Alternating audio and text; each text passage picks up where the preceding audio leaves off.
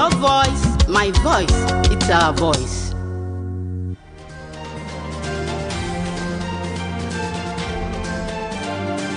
There's a lot to digest and a lot of voices to be heard. Stick to the frequency that amplifies these voices, stories and reports that make the difference. This is Akojopo News, 88.7 FM.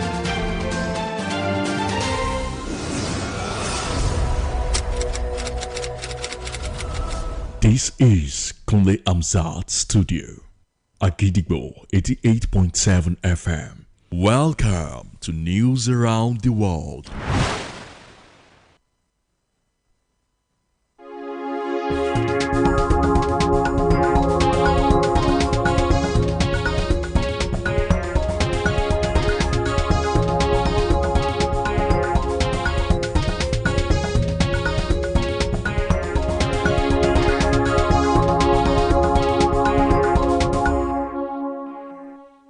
Good evening and welcome to News Around the World on the most listened to radio station, Akojopo 88.7 FM Ibadan. I am Wuraola Yusuf. The headlines: Tinubu reverses Mariam Soda's pardon, convict to spend 6 years in jail. FCCPC Oyo chapter emphasizes consumer rights and fair competition. 11 people killed after tourist plane crashes in Kenya. Half of U.S. states sue Trump administration over halting food stamps. Arrests to probe NFF over alleged misuse of $25 million FIFA CAF grants. And now the details. President Bola Tinubu has revoked the pardon and reversed the sentence of Mariam Soda to 12 years after backlash for granting a presidential pardon to a death sentence in 2020 for the killing of her husband, Pelu Adenike. This was revealed in an official statement released by the Special Advisor to the President on Information and Strategy, Bayo Ononuga, today. According to the Gazette, Soda, who had already spent 6 years and 8 months at the Suleja Medium Security Custodial Center, will now spend approximately 6 additional years in jail after getting an approved term on compassionate grounds. Corroborating the Gazette in a press statement, the Attorney General of the Federation and Minister of Justice, Prince Lateef Fagbemi, said the presidential pardon earlier released that granted Soda and others clemency has been reviewed following consultations with the Council of State. The Senate today has confirmed the Chief of Defense Staff Designate, General Olufemi Oluyede, as it began the screening of the newly appointed service chiefs at the National Assembly Complex in Abuja. General Oluyede was confirmed barely an hour after he and other nominees arrived at the complex amid tight security. Welcoming the nominees to the chamber, Senate President Godswill Akpabio described the screening as a constitutional duty aimed at ensuring that only the most competent and patriotic officers are entrusted with safeguarding the nation. The Senate President further explained that the exercise was part of the Senate's oversight responsibility to guarantee discipline and professionalism within the armed forces, adding that the chamber looked forward to a constructive interaction that will strengthen Nigeria's security system. Similarly, the Senate has also confirmed Major General Wahidi Shuaibu as the new Chief of Army Staff, directing him to take a bow and assume office immediately. Shaibu's confirmation came barely an hour after the upper chamber cleared General Olufemi Oluyede as Chief of Defense Staff, marking the commencement of the screening process for President Bola Tinubu's newly appointed service chiefs. The confirmation exercise held at the National Assembly Complex in Abuja took place under tight security as senators commenced a series of closed and open sessions to vet the nominees.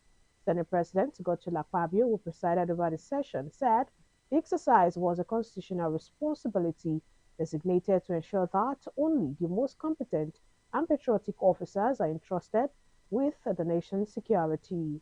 The screening and subsequent confirmation of Shaibu and Oluyede signaled the Senate's readiness to fast-track the confirmation process of all service chiefs appointed by President Tinubu as part of his broader effort to reinvigorate Nigeria's security leadership. The Federal Competition and Consumer Protection Commission (FCCPC), a federal agency established to protect consumers' interests and welfare, seeks to promote fair competition across the country. FCCPC Principal Consumer and Business Education Officer Oyo Chapter, Mr. Shegun Ogunleye, outlined the agency's objectives. The main objectives and core mandate of the Federal Competition and Consumer Protection Commission is to protect the interests of consumers in areas of goods and services. Mr. Ogunleye also stated that consumers have the right to lodge complaints when unsatisfied with products or services and shared ways to do so. But now this is global world. You can be in London, you can be in America, or you are in Nigeria and you have a complaint against anybody in Nigeria. So you can do it at your comfort of your room through our portal, which is complaints at fcpc.gov.ng. Once again, complaints at fcpc.gov.ng. You will see the platform, you see the portal, and enter your complaint, and we will receive the complaint and get back to you within short period of time, and we get justice. FCCPC Principal Consumer Oyo Chapter, however, encouraged consumers to reach out if treated unfairly when purchasing goods. The Honorable Speaker of the People's Parliament, Honorable Shegun Ogunbayi, has described the National Assembly Security Intelligence Report as a reality check exposing Nigeria's insecurity challenges.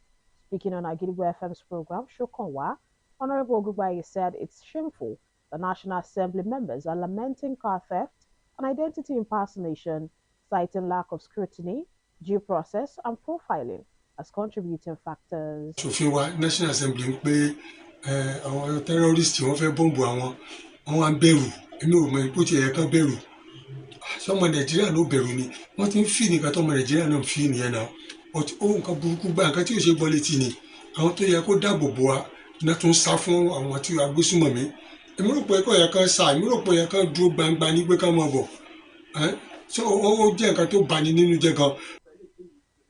Nevertheless, the Speaker urged the National Assembly security apparatus to embrace digitalization to tighten internal security.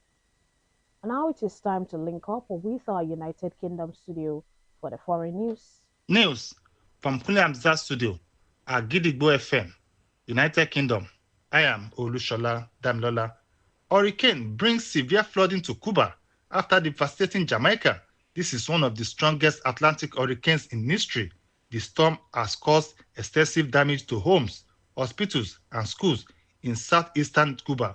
More than 735,000 people were evacuated as it approached. President of Cuba, Miguel Diaz, said this will be a very difficult time for all the citizens, while urging the residents still in the storm paths to seek for secure shelter. The natural disaster is on a path towards the central and southeastern Bahamas, with conditions expected to deteriorate further, according to the country's Disaster Risk Management Authority. 11 people have been killed after a plane tourist to a Kenya safari reserve crashed. The dead included 8 Hungarian passengers, 2 Germans, and the Kenya pilots. Kenya Ministry of Road and Transport, however, said the aircraft was destroyed by the impact of the crash after bursting into flames. The reserve attracts a large number of tourists as it features the annual white beast migration from the Serengeti in Tanzania, although investigators from the country's accident department have been deployed to the site to begin an inquiry. And that ends the news from Pelu Adenike studio at Gidigbo FM, United Kingdom. I am Olushola Damilola. Welcome back. We shall also be moving to our Maryland studio, United States, for more foreign news. News from Pelu Adenike studio at Gidigbo FM, United States. I am Oluwatosi Soya.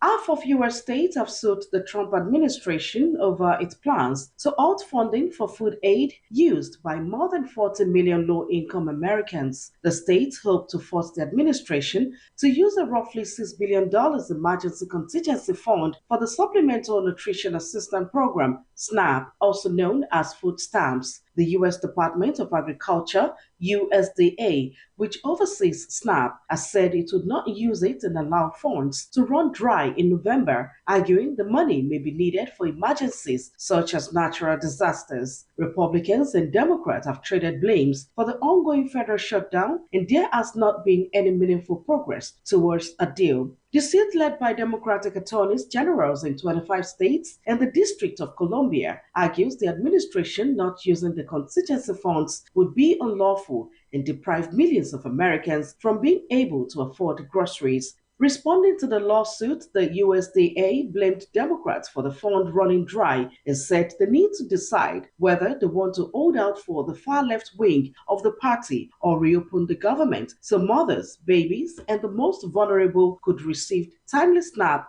allotments.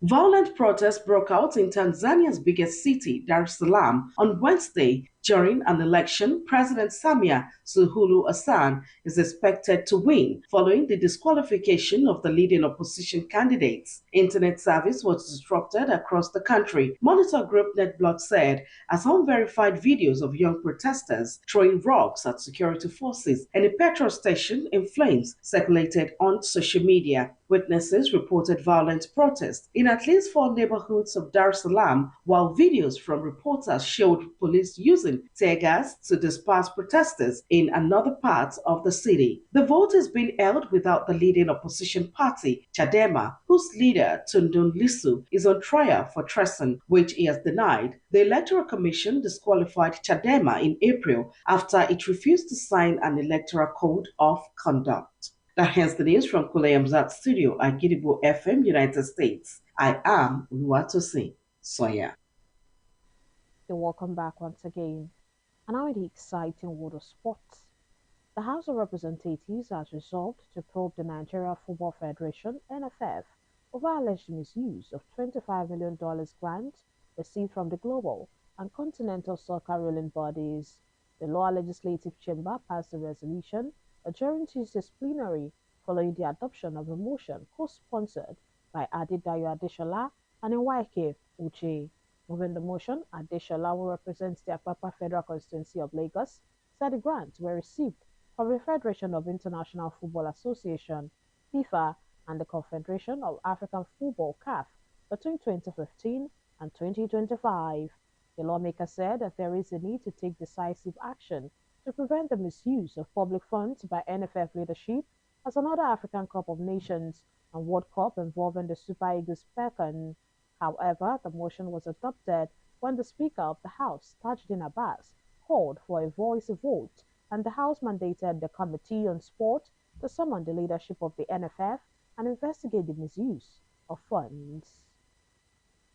To wrap up the news this evening, here is a recap of the headlines.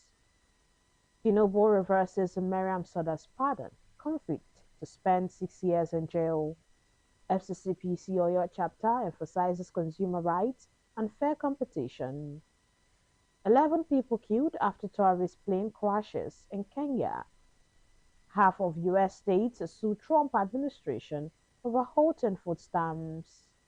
Arrests to probe NFF over alleged misuse of $25 million FIFA CAF grant.